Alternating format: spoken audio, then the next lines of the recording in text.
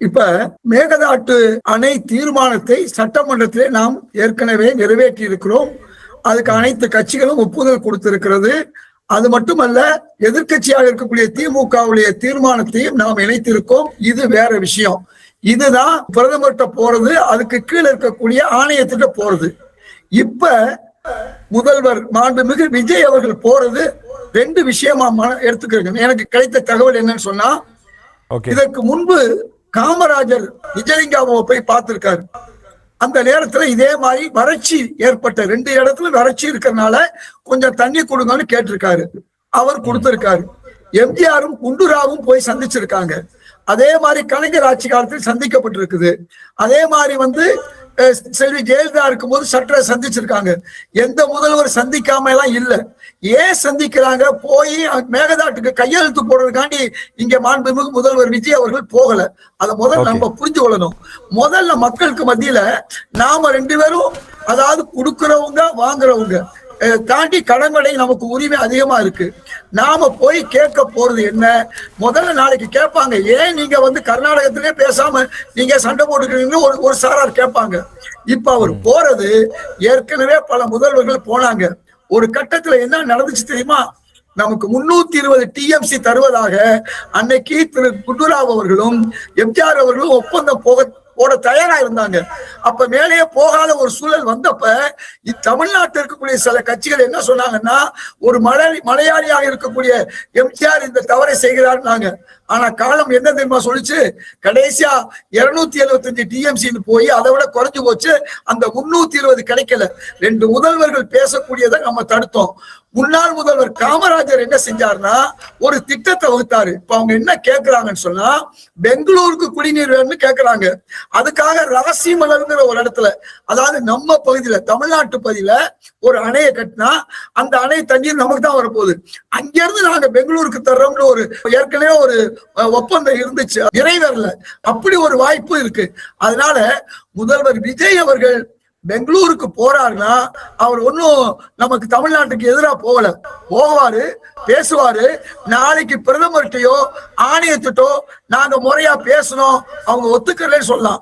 2வது, நாங்க முறையா பேசி, ஏற்கனவே உங்களுக்கு நல்லா தெரியும், பல நேரங்கள்ல வாங்கியிருக்காங்க. டாக்டர் மன்மோகன் சிங் அவர்கள் அன்னைக்கு பிரதமரா இருக்கும் பொழுது அவர் உத்தரவு போட்டு 11 டிஎம்சி தமிழ்நாடு கிடைச்சு. இதே மாதிரி ஒரு வறட்சி காலம் தான். அதனால பேச்சுவார்த்தைக்கு போறதுனால நல்லது நடக்க வாய்ப்பு இருக்கு. இல்லைனாலும் கூட நிச்சயமாக அங்க போகாதுன்னு சொல்ல வேண்டிய அவசியம் இல்லை. அப்படி போயிட்டு வர்றதுனால தமிழ்நாடு முறையா நடந்திருக்கு. நான் என்ன கேட்கிறேன், அங்க ஏதோ உடன்படிக்கை தயாரா இருக்க மாதிரி, இவர் ஏதோ கையெழுத்து போடுற மாதிரி ஒரு தவறான ஒரு வேணாம்னு சொல்றது சில கட்சிகள் சொல்லலாம். நீங்க சொன்ன பிஎம்கேயோ அல்லது வேறு கட்சியோ சொல்லலாம். ஆனா ஒரு முதல்வராக இருக்கிறவர் எல்லாத்தையும் சீர்தூக்கி பார்த்தா செய்வாரு. அவர் போய் அவருடைய உரிமையை கேட்கிறாரு. நாளைக்கு என்ன சொல்லலாம், நான் அங்க ஏன் நீங்க கர்நாடகத்துல பேசுறேன்னு யார் கேட்டாலும் நாங்க அங்க போனோம், பேசணும், அவங்க சரியா நடக்கல, இந்த மேகதாடு வேணாங்கிறதை நாங்க எடுத்து சொல்லிட்டு வந்திருக்கோம், இப்ப நாங்க முடிச்சுட்டு நாங்க ஒன்றிய அரசுக்கு வந்திருக்கோம் சொல்லக்கூடிய வாய்ப்பு இருக்கு. போகாதுன்னு தடுக்க வேண்டிய அவசியம் இல்லை. ஆனா போகலைன்னா ஏன் போகல, பேசலைன்னா ஏன் பேசல? இதற்கு முன்னால பல நல்ல காரியம் காமராஜர் முதல்வராக இருக்கும் போதும் எம்ஜிஆர் இருக்கும் போதும் அதே போன்று ஜெயலலிதா அவர்கள் இருக்கும் போது நடந்திருக்கு. அப்ப பிரைம் மினிஸ்டர் டாக்டர் மன்மோகன் சிங் தலையிட்டு நமக்கு 11 டிஎம்சி தண்ணி வாங்கி கொடுத்தாரு. நம்ம 2 பேரும் அண்ணன் தம்பி தான், சண்டை போட வேண்டிய அவசியம் இல்லை. போய் கேட்க போறோம், கொடுத்தா ஏற்க போறோம், கொடுக்கலைன்னா நாம எதிர்க்க போறோம். ஏற்பது என்பதும் எதிர்ப்பது என்பது நம்ம வேலை. நாம ஒட்டுமொத்தமா டிவிக்கே உள்பட நம்ம டிவிக்கே மேகதாட்டு அணைக்கு ஒத்துக்கிட்ட மாதிரி இன்னைக்கு மக்கள் மத்தியில ஒரு திசை திருப்பல் பண்றாங்க. நம்மளை விட அவங்க நீட்டு விஷயத்துல வேண்டாங்கிறாங்க. அதே மாதிரி ஒவ்வொரு விஷயத்திலையும் அவங்களும் தெளிவா தான் இருக்காங்க. ஆக இப்படி இருக்கும் பொழுது நாம ஒரு முதல்வர் ஒரு முயற்சி எடுக்கிறார். அந்த முயற்சி ஏற்கனவே பல முதல்வர்கள் எடுத்த முயற்சி தான், புதிய முயற்சி அல்ல. கேட்போம், கொடுத்தா ஏற்றுக்கொள்வோம், கொடுக்கலைன்னா எதிர்ப்போம். அந்த எதிர்ப்பை எங்க காட்டணும் அங்கே காட்டுவோம். இது ஆணையத்துல கொண்டு போய் நம்ம சொல்ல போறோம். அதே மாதிரி இன்னைக்கு இருக்கக்கூடிய பிரதமர்கிட்ட சொல்ல போறோம். அதனால ஏன் பிரதமரை பாக்குறீங்க? பிரதமர் தான் பாஜக ஆதரவு, பாஜக தான் கர்நாடகத்துக்கு ஆதரவுலாம் நம்ம பேசிட்டு பிரதமரை பார்க்காம இருக்க முடியுமா? யோசிச்சு பாருங்க. பாஜக தமிழகத்தை விட கர்நாடகத்தை உரிமை கொடுக்கும்.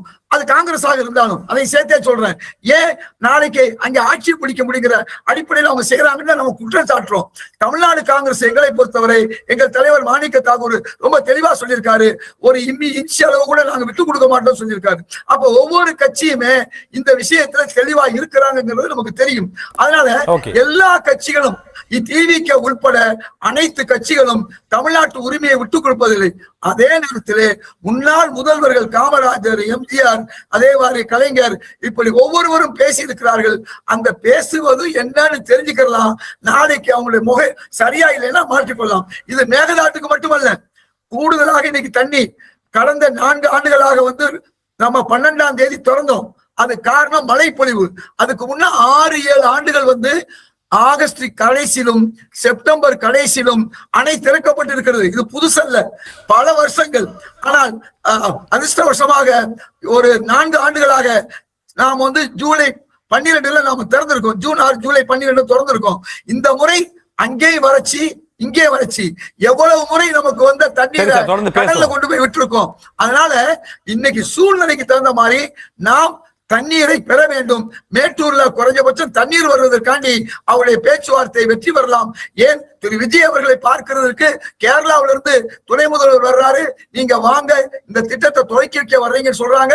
அதே மாதிரி கர்நாடக முதல்வர் விஜய் அவர்களை பார்த்தால் ஒரு நல்ல காரியமாக ஒரு 10 டிஎம்சி தண்ணியை திறந்து விடுறாருன்னா அதை திரு அன்புமணி யாரு, திரு அன்புமணி யாரு அல்லது மற்ற கட்சிகள் யாரு போய் கேட்க போறாரு. கிடைச்சா வாழ்த்துவோம் முதலமைச்சரை. அவ்வளவுதான். ஒரு உண்மையை புரிந்து கொள்ளணும். ஜூலை 22ஆம் தேதி காவேரி மேலாண்மை கூட்டத்தில் என்ன சொன்னாங்கன்னா, ஜூலை 28ஆம் தேதி தண்ணீர் திறப்பதை பற்றி நாம் பேசுவோம் என்று சொல்லியிருக்காங்க. ஜூலை 28. அந்த அடிப்படையில தான் தண்ணீர் கேட்கத்தான் போறாங்க.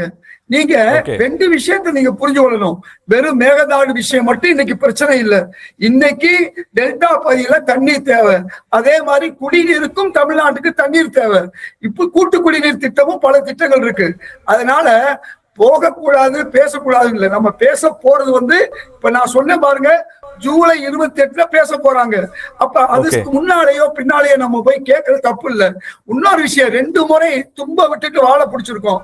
நான் ஏற்கனவே சொன்ன மாதிரி எம்ஜிஆர் குண்டுராவ் சேர்ந்து இந்த 320 டிஎம்சிய அன்னைக்கு கையெழுத்து போட்டதை இதே மாதிரி அன்னைக்கு சில கட்சிகள் இன்னைக்கு பாமக இருக்கிற மாதிரி பல பேர் எதிர்த்த விளைவு இன்னைக்கு 200 எவ்வளவு வந்திருக்கோம், 177 வந்திருக்கோம். அது மட்டுமல்ல, 1974 நாம் போட்ட ஒப்பந்தம், அதாவது 1924 போட்ட ஒப்பந்தம் 1974 முடியும் போது 3 அணைகள் வந்தது.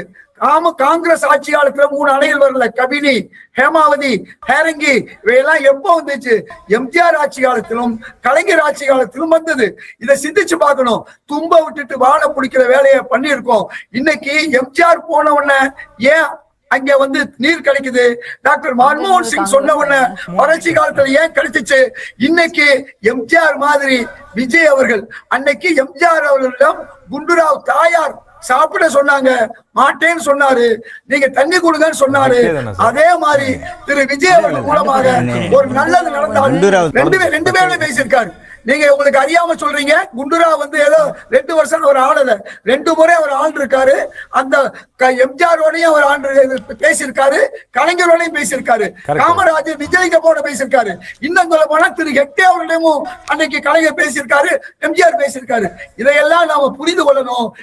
அவங்க எல்லாம் போய் புரியுது, போய் பேசுவதன் மூலமாக நன்மை கிடைக்கும் அப்படிங்கிறீங்க. புரியுது எனக்கு. கிடைக்கலாம் கவலைப்பட வேண்டியதில்லை. இன்னும் போராட்டத்தை வீரியமா நம்முடைய முதல்வர் விஜய் எடுப்பாரு. அந்த கவலை யாருக்கு தேவையில்லை.